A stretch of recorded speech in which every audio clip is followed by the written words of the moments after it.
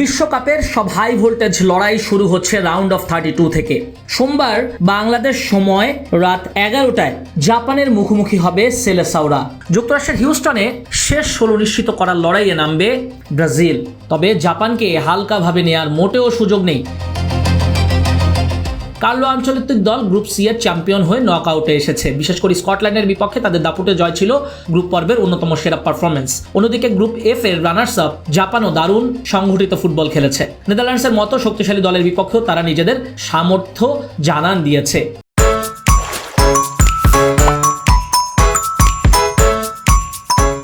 জাপানের বিপক্ষে 4-3-3 ফরমেশনে নামবেন ডন কার্লো। ফরওয়ার্ড লাইনে রায়ান, কুনিয়া, ভিনিসিয়াস জুনিয়রদের দেখা যাবে। নেইমারকে পরের অর্ধে রাখার প্ল্যান কার্লো আঞ্চলত্তির। জাপান নামবে 3-4-2-1 ফরমেশনে। সেলেসাওদের আক্রমণ ভাগে সবচেয়ে বড় ভরসা ভিনিসিয়াস।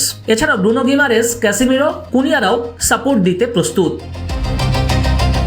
জাপান ব্রাজিল দুই দলই মূলত দ্রুত পাল্টা আক্রমণে সবচেয়ে বিপজ্জনক। ফলে শুরুতেই কেউই অতিরিক্ত ঝুঁকি নিতে চাইবে না। ম্যাচে কিছুটা রক্ষণাত্মক ও সতর্ক থেকেই দুই দলই আক্রমণের ছক কষবে। ব্রাজিলের সবচেয়ে বড় অস্ত্র ভিনিসিয়াস জুনিয়রের গতি আর ব্রুনো গিমারেজের সৃজনশীলতা। অন্যদিকে জাপানের শক্তি তাদের সংগঠিত রক্ষণ, শৃঙ্খলা, পূর্ণ প্রেসিং আর দ্রুত ট্রানজিশন।